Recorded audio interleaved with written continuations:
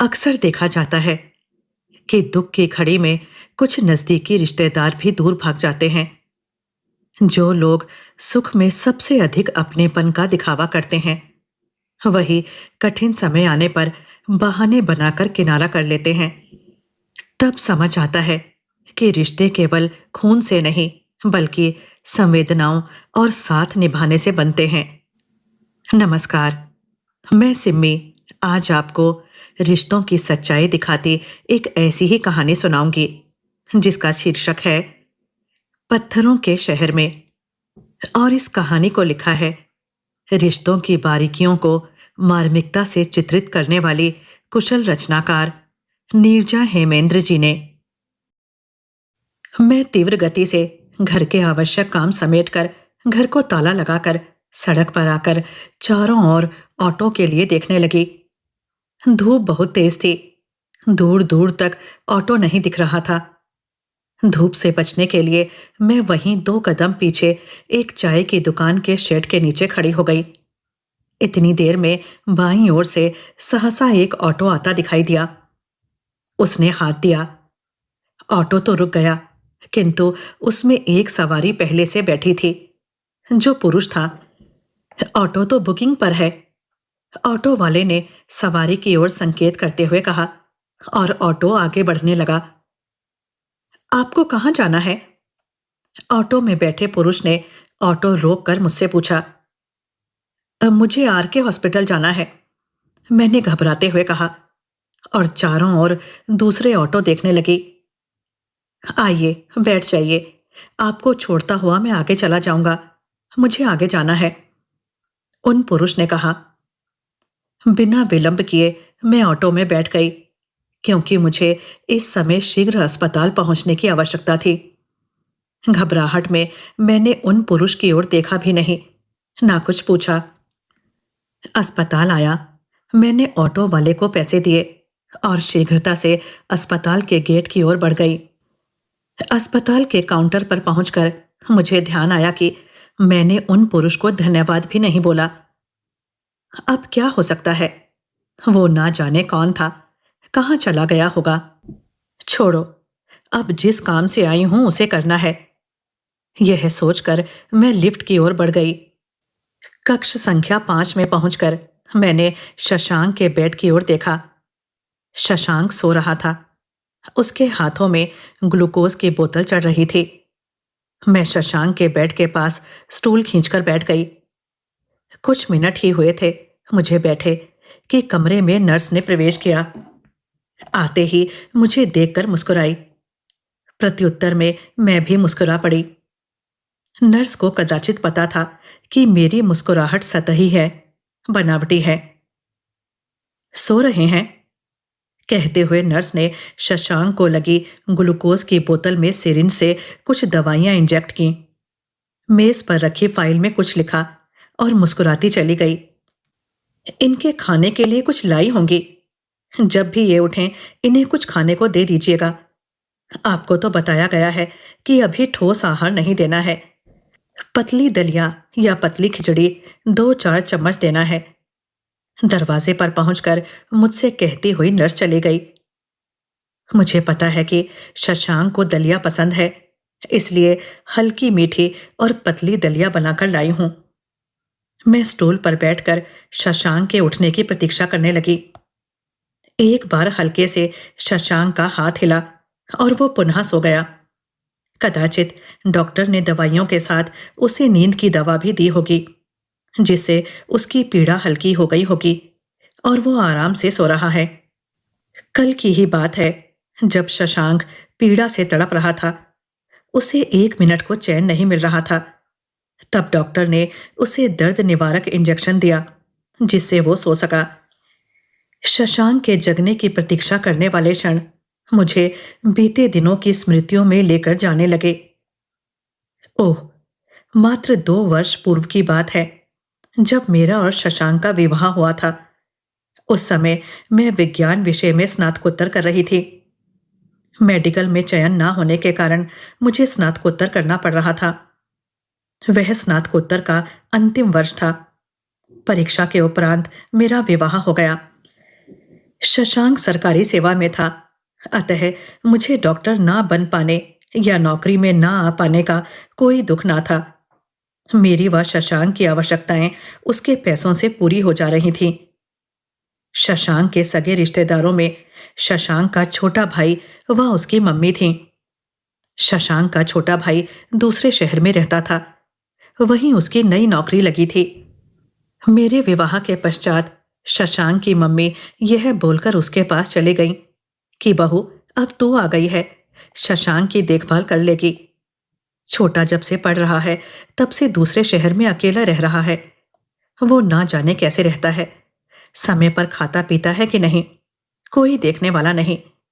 अब उसकी नौकरी लग गई है तो मैं छोटे के पास रहना चाहती हूँ। सोचा इस बारे में तुमसे पूछ लूं। अरे मम्मी जी, इस बारे में मुझसे पूछने की क्या आवश्यकता है? ये तो अच्छी बात है कि शेखर के पास जाकर उनकी देखभाल आप कर लेंगी। तब से मेरी सास देवर शेखर के पास रहती हैं। पिछले वर्ष उसका विवाह भी हो गया, फिर भी वो वापस नहीं आई। शेखर के विवाह के कुछ महीनों के पश्चात ही शशांक का स्वास्थ्य कुछ कुछ खराब रहने लगा। अक्सर उसे हल्का बुखार होता और दवाइयां लेने के पश्चात ठीक हो जाता। ऐसा बार बार होने लगा। 2-3 दिन ठीक रहने के पश्चात पुनः बुखार हो जाता है। मैंने शशांक को डॉक्टर के पास ले जाने का निर्णय लिया। शशांक का चेकअप करने के पश्चात डॉक्टर ने दवाइयों के साथ एक पर्चा दिया जिसमें ब्लड, यूरिन आदि कुछ चीजें पैथोलॉजी में टेस्ट करने के लिए लिखा था। मैं घर लौटते समय ही शशांक को लेकर पैथोलॉजी गई। सारे टेस्ट के सैंपल देने के पश्चात मैं घर आई।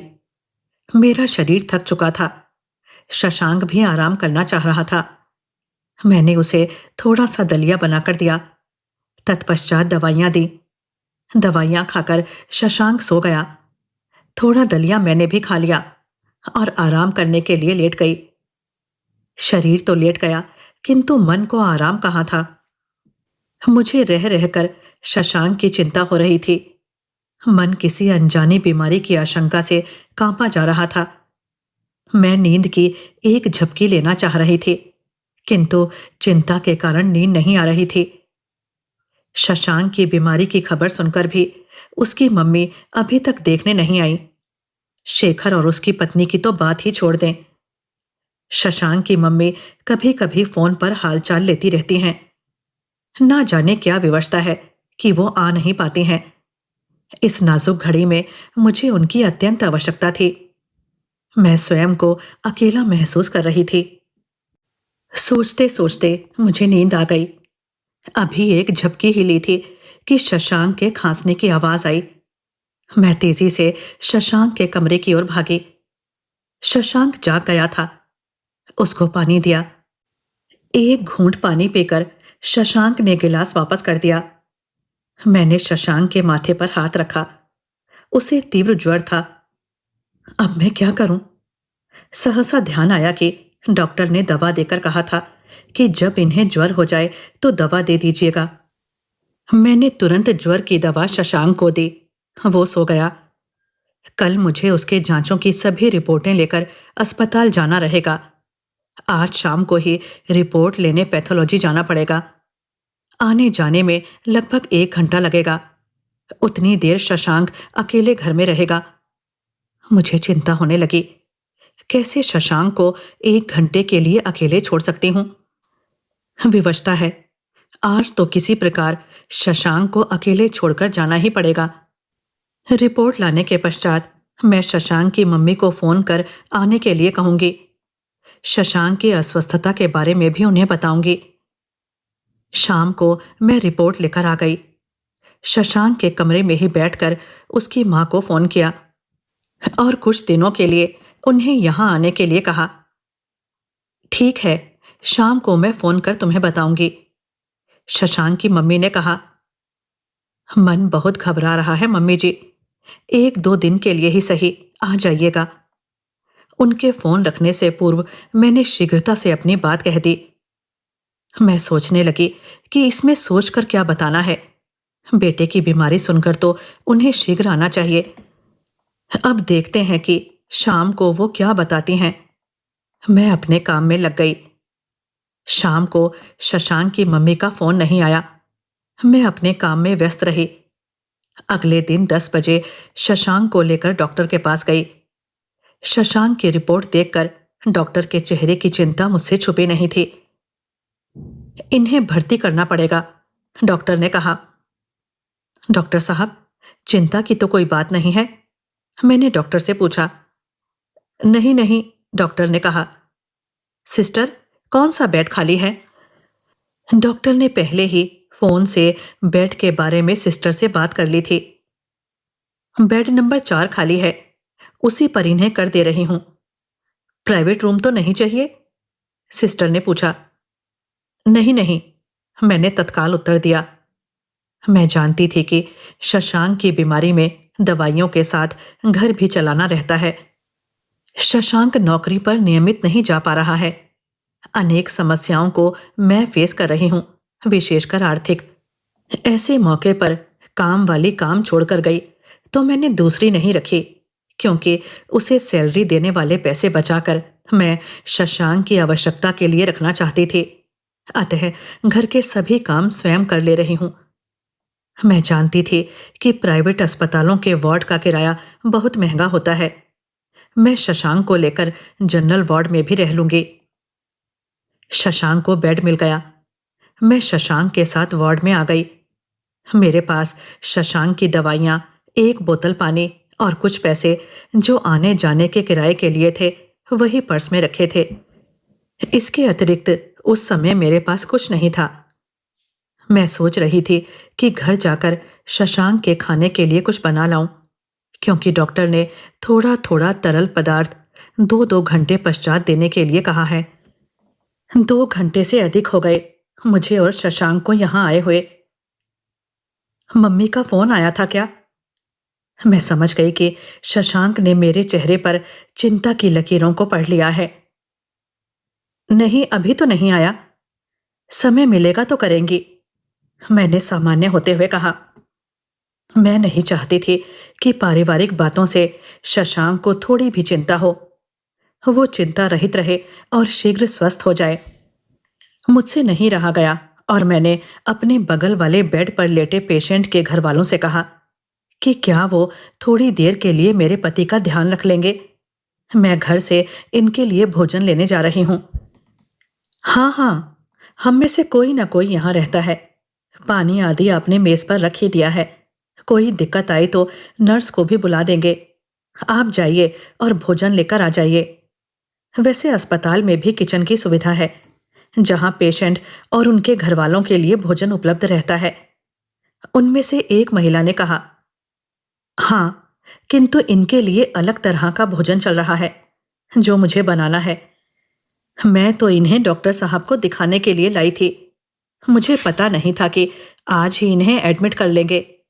मैंने कहा, ठीक है, आप बेफिक्र होकर घर से भोजन ले आइए। जाने से पूर्व घर पर फोन कर लीजिए ताकि आपको भोजन तैयार मिले। उन महिला ने बड़े स्नेह से कहा।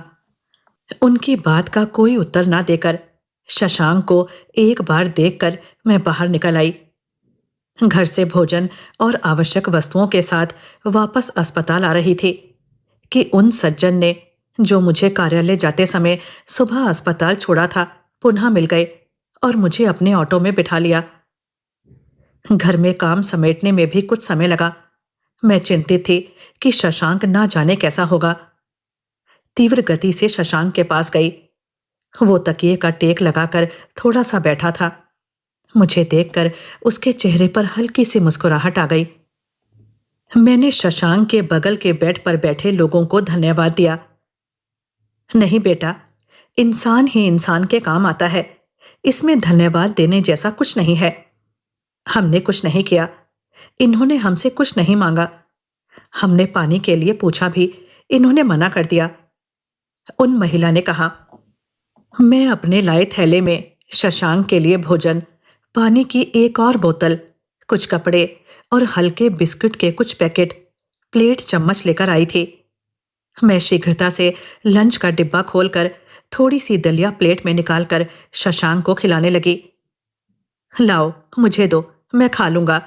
तुम थोड़ी देर आराम कर लो, कहकर शशांक ने प्लेट मेरे हाथ से ले ली। शशांक को स्वयं भोजन करते देख मुझे अच्छा लगा। कदाचित दवा से लाभ हो रहा है। शशांक ने थोड़ा सा दलिया खाया, 2 घूंट पानी पिया। मैंने उसे दवा भी दे दी, जिसे खाकर वो लेट गया। मम्मी का फोन आया था? शशांक ने पूछा। हाँ, आया था। वो तुम्हारी तबीयत के बारे में पूछ रही थी। शशांक के चेहरे पर संतोष दिखा। झूठ बोलकर मैंने बुरा किया या अच्छा, ये मैं नहीं जानती। अब शशांक की मां का फोन आना भी बंद हो गया था। मुझे इस समय शशांक की जांच की रिपोर्ट लेकर डॉक्टर के पास जाना था। शशांक को बताकर जांच की फाइल लेकर मैं डॉक्टर के कक्ष की ओर चली गई। मन ही मन ईश्वर से यही प्रार्थना कर रही थी कि सब कुछ सही निकले। डॉक्टर के सामने कुर्सी पर मैं बैठी थी और डॉक्टर सारी रिपोर्टें देख रहे थे। मैं उनके चेहरे की ओर देख रही थी, जिस पर कभी आश्चर्य के भाव आ रहे थे तो कभी निराशा के। मैं समझ नहीं पा रही थी कि रिपोर्ट में क्या है। रिपोर्ट मेज पर रखकर डॉक्टर सिर नीचा किए ना जाने क्या सोच रहे थे। मैं उनके बोलने की प्रतीक्षा कर रही थी। बहुत बड़ी चिंता की बात नहीं है। जो होना होता है उसे हम रोक तो नहीं सकते, किंतु उपचार से उसे नियंत्रित कर सकते हैं। डॉक्टर अब भी मेरी ओर दृष्टि उठाकर देख नहीं रहे थे। इन्हें क्या हुआ है डॉक्टर साहब? अब मेरा सब्र टूट रहा था और मैंने पूछ लिया।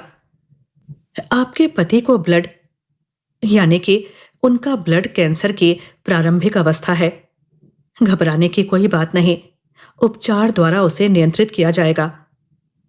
डॉक्टर की बात सुनकर मैं उनके कमरे से रोती हुई निकलकर बाहर कॉरिडोर में आ गई। कॉरिडोर में मैं फूट फूट कर रोई। ऐसे कठिन समय में मेरे साथ कोई नहीं था। अब मैं क्या करूं, क्या ना करूं? कोई समझाने वाला ना था। कोई तो 2 शब्द बोलकर मेरे दिल को समझा दे, किंतु नहीं। मैं रोती रही। सहसा मुझे शशांक का ध्यान आया। उसे कभी नहीं बताना है कि वो इस प्रकार की किसी बीमारी से ग्रसित हो गया है। मैंने अपने अश्रुओं को पोंछा, चेहरे के भावों को सामान्य करने का प्रयत्न किया। पता नहीं हुए कि नहीं, मैं नहीं जानती। डॉक्टर साहब, इनका उपचार कितने दिनों तक चलेगा और कितने पैसों की व्यवस्था करनी होगी? भावों को नियंत्रित तो कर लिया था, किंतु अश्रुओं का क्या करूं? उन्हें रोकने के प्रयास में वो और निकलते जा रहे थे। उपचार तो लंबा चलेगा, ये उपचार सामान्य नहीं है। खर्च का अनुमान मैं अभी नहीं लगा सकता, कुछ ज्यादा खर्च होगा। उपचार चलने दीजिए, इन्हें अभी भर्ती रहना पड़ेगा, डॉक्टर साहब ने कहा। डॉक्टर साहब ने खर्च के बारे में बताया नहीं। शशांक का उपचार कैसे और कितने दिनों तक चलेगा, कुछ भी तो नहीं बताया डॉक्टर साहब ने। डॉक्टर साहब जब तक ना कहें तब तक मुझे यहीं अस्पताल में रहना होगा। मात्र शशांक के भोजन के लिए एक बार घर जाना रहेगा। मैं रात भर अस्पताल में रहती और सुबह शशांक के लिए भोजन बनाने घर जाती। इसी बहाने घर की देखभाल कर लेती। जनरल वार्ड में रहना अब मुझे लाभदायक लगने लगा था। शशांक भी कहता कि अब घर जाओ, मुझे कोई परेशानी होगी तो मैं वार्ड में किसी से कहकर डॉक्टर या नर्स को बुला लूंगा। शशांक को एडमिट हुए 3 दिन हो गए। आज भी मैं प्रतिदिन की भांति शशांक के लिए भोजन और आवश्यक चीजों का थैला लेकर सड़क पर खड़ी ऑटो की प्रतीक्षा कर रही थी कि एक ऑटो मेरे बगल में रुका। मैंने ऑटो में देखा तो वही व्यक्ति बैठा था। बैठ जाइए, मैं आपको छोड़ता हुआ चला जाऊंगा। मैं बैठ गई। कोई अन्य मार्ग भी तो ना था। शशांक अस्पताल में अकेले थे, मुझे शीघ्र पहुंचना था। इस बार ऑटो वाले को पैसे देने से उसने मना कर दिया, यह कहकर कि वो पूरे महीने के पैसे देता है। मैं उसे आज धन्यवाद देना नहीं भूली। मैं उस ऑटो के कारण समय से अस्पताल पहुंच गई। शशांक के उपचार की दुश्वारियां शनै शनै सामने आने लगी। शशांक लंबे अवकाश पर हो गया था, कार्यालय नहीं जा रहा था, अतः उसकी सैलरी नहीं बन रही थी। जो पैसे घर में थे, वे लगभग समाप्त प्राय होने के कगार पर थे। मेरी चिंता बढ़ रही थी। डॉक्टर अब बता रहे हैं कि शशांक का स्थायी उपचार चलेगा।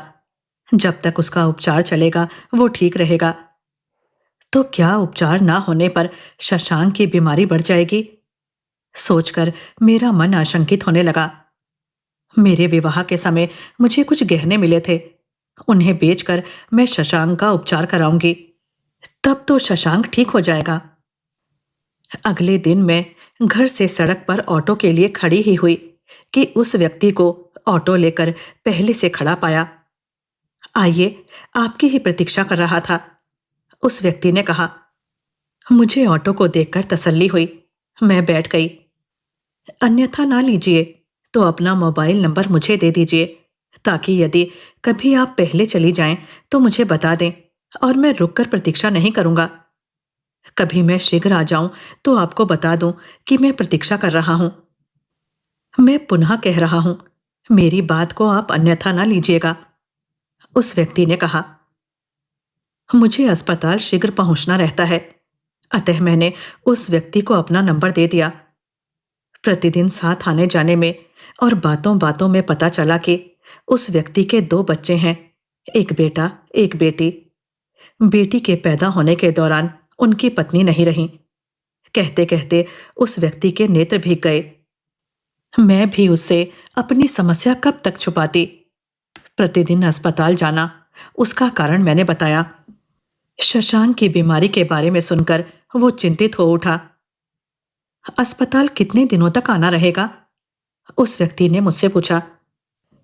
डॉक्टर कुछ नहीं बता रहे हैं मेरे पास, कहकर मैं चुप हो गई।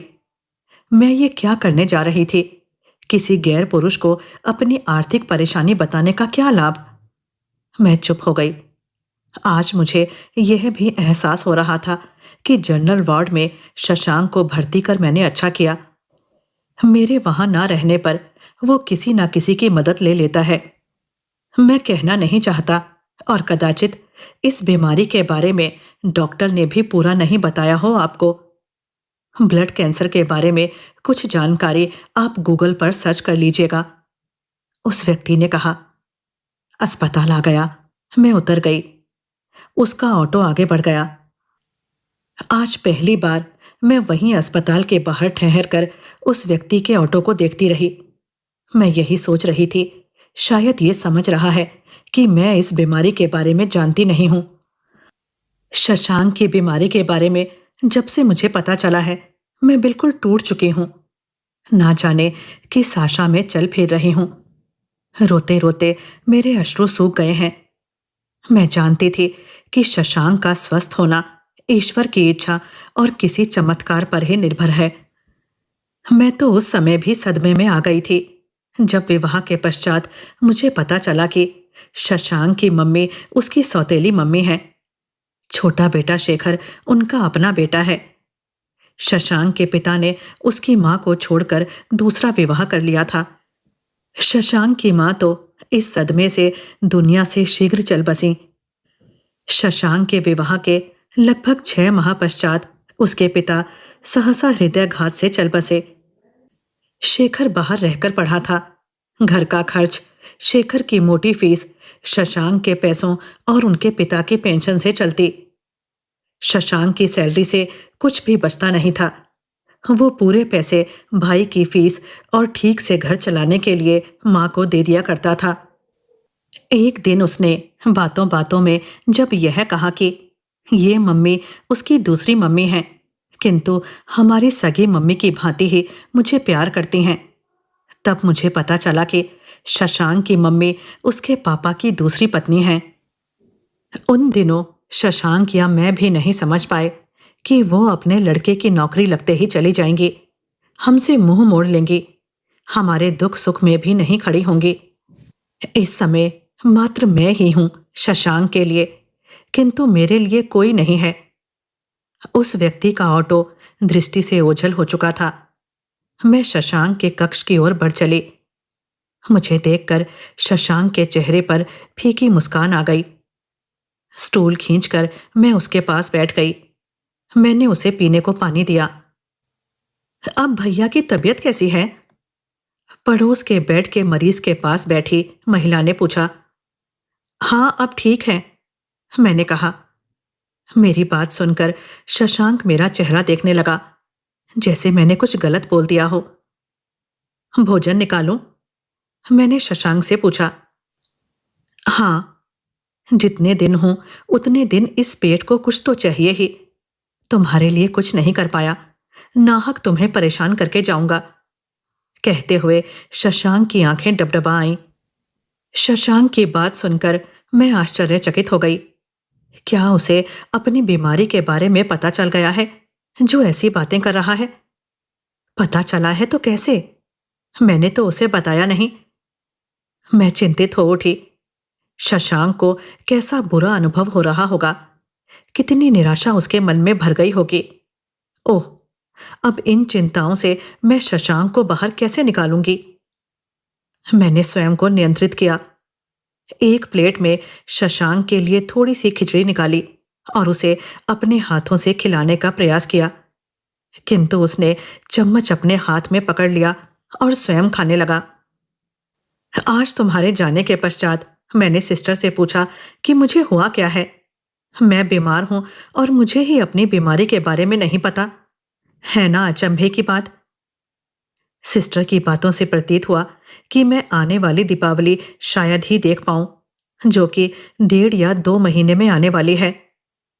कहकर शशांक सिसक पड़ा। सब ठीक हो जाएगा शशांक, ऐसा कुछ नहीं होगा। मैं खड़ी होकर शशांक के अश्रुओं को पोंछने लगी। तुम कब तक मुझे ढांढस बंधाओगी? मैं निरुत्तर थी। शशांक ने खिचड़ी का दूसरा चम्मच खाते हुए मुझसे पूछा, तुमने कुछ खाया? हाँ, मैं घर में ही खा लेती हूँ। अपना भी खाना थाली आदि लेकर चलूं तो बहुत सारा सामान हो जाएगा। तुम्हारे बेड के पास एक छोटा सा घर बस जाएगा। मैंने माहौल हल्का करने के लिए ऐसा कहा, किंतु मेरी बात सुनकर शशांक के नेत्र पुनः अश्रुओं से भर गए। उसे कदाचित मेरी बात लग गई थी। तुम ठीक हो जाओगे और मैं तुम्हें लेकर हमारे घर चलूंगी, मैंने कहा। किसी प्रकार शशांक सामान्य हुआ।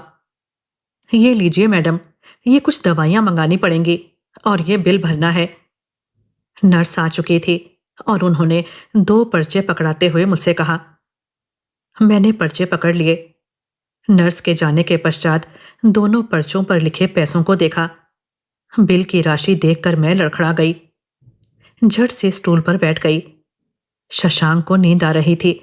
वो सोने का प्रयत्न कर रहा था। मेरे गहने बेचकर इतने पैसे मिल जाएंगे? मैं बैठे बैठे अनुमान लगाने लगी थी। सहसा फोन की घंटी बजी।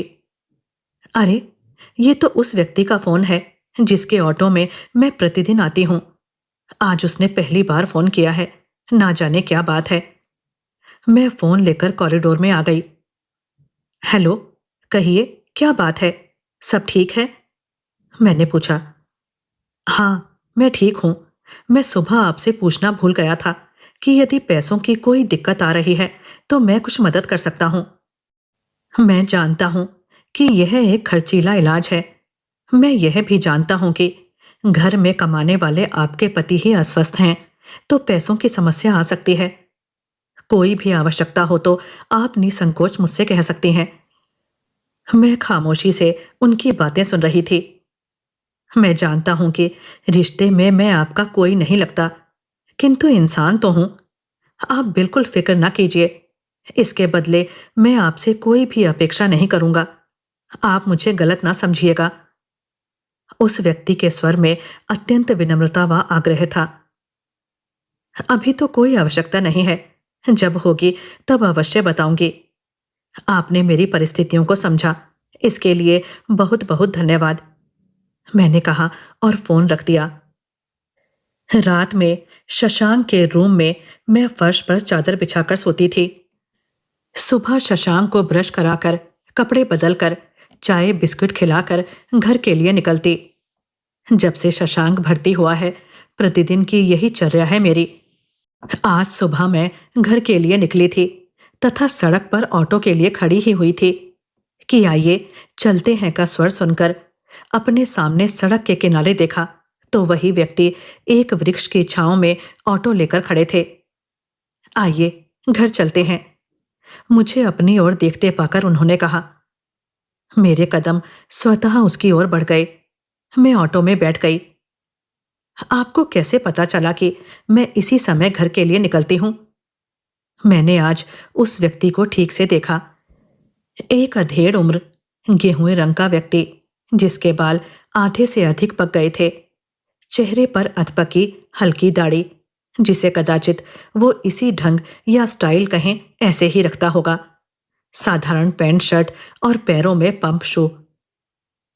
मैं अब आपसे कुछ छुपा नहीं सकता, ना छुपाना चाहिए। मैंने अस्पताल से सब कुछ पता कर लिया है। मैंने स्वयं को आपका सगा रिश्तेदार बताया है। मुझे कल सुबह ही पता चल गया था कि अब आपको एक बड़ी धनराशि अस्पताल को देनी होगी, तभी आगे का उपचार हो पाएगा।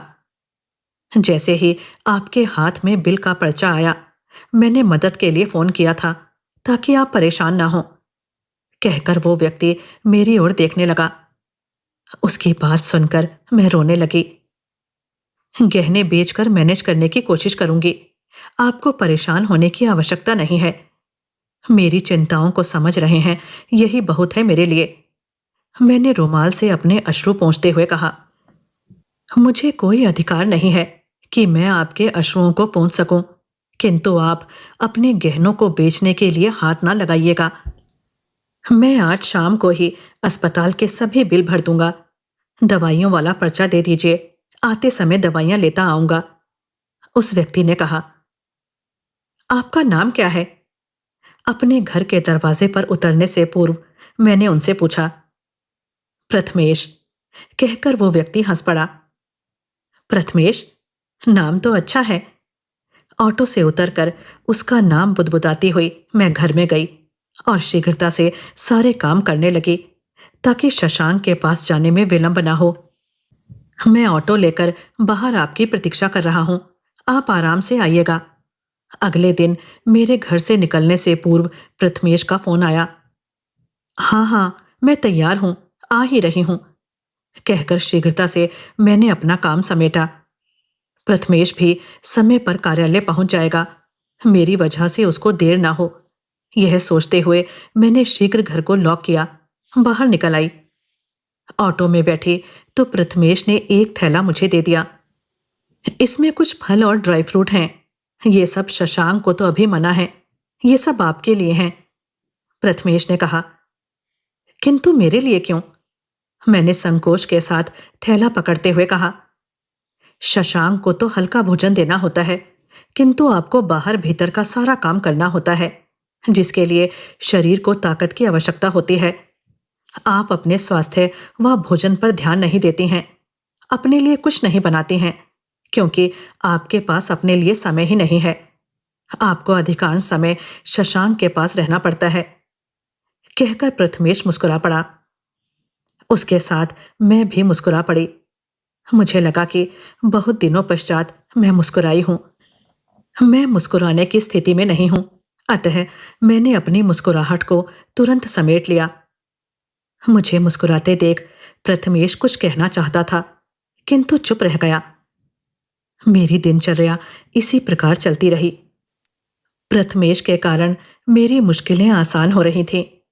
मुझे समय से अस्पताल से ले आना, समय से अस्पताल में छोड़ना, और अब तो पैसों के अभाव में अस्पताल के सारे बिल भरता है, वह दवाइयां वो ही लाता है। दिन व्यतीत होते जा रहे थे।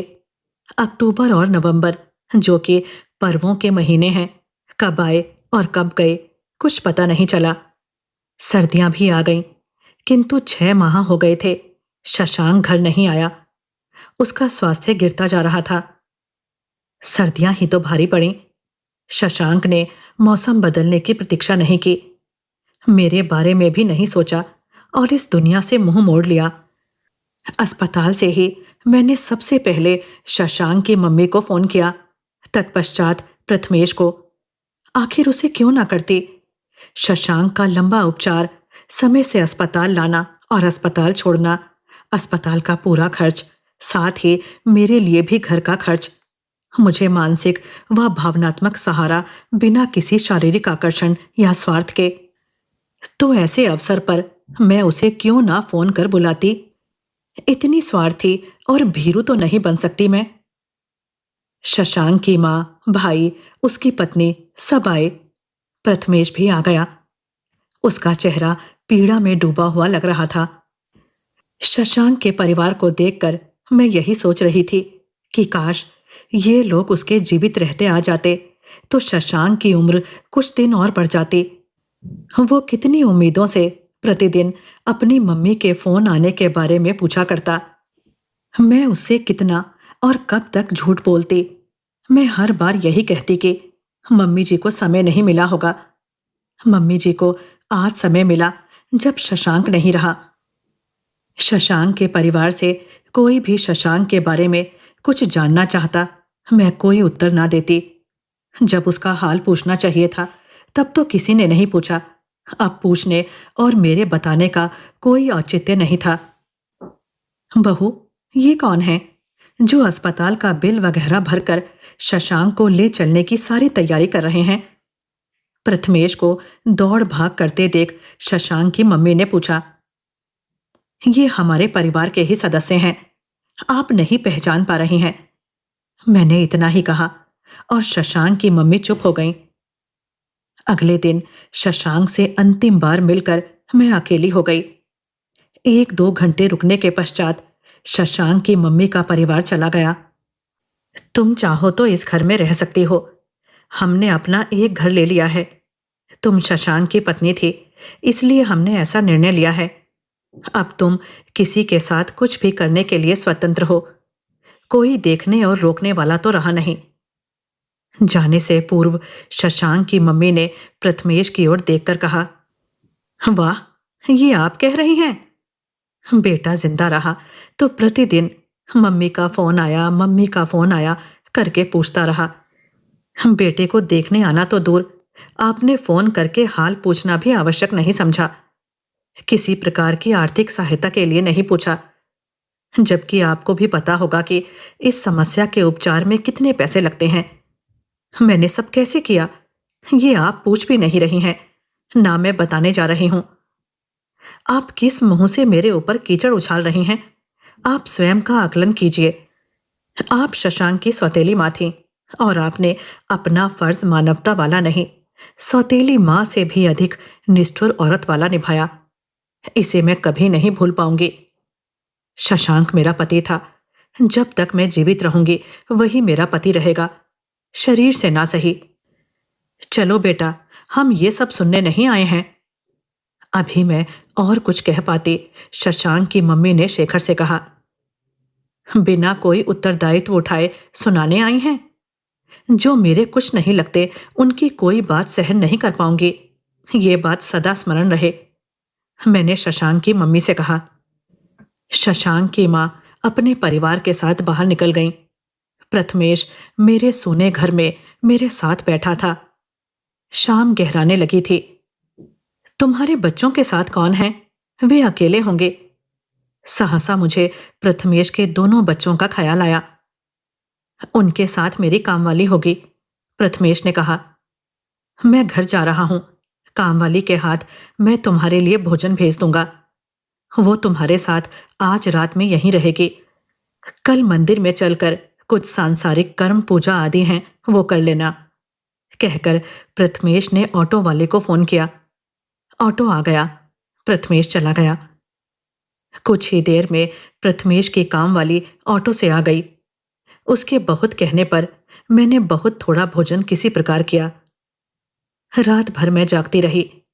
शशांक को तो एक क्षण के लिए विस्मृत कर पाना असंभव था, किंतु मैं प्रथमेश के बारे में सोच रही थी कि ईश्वर ने कैसे उसे मेरी मुसीबतों को दूर करने के लिए मेरे पास भेजा।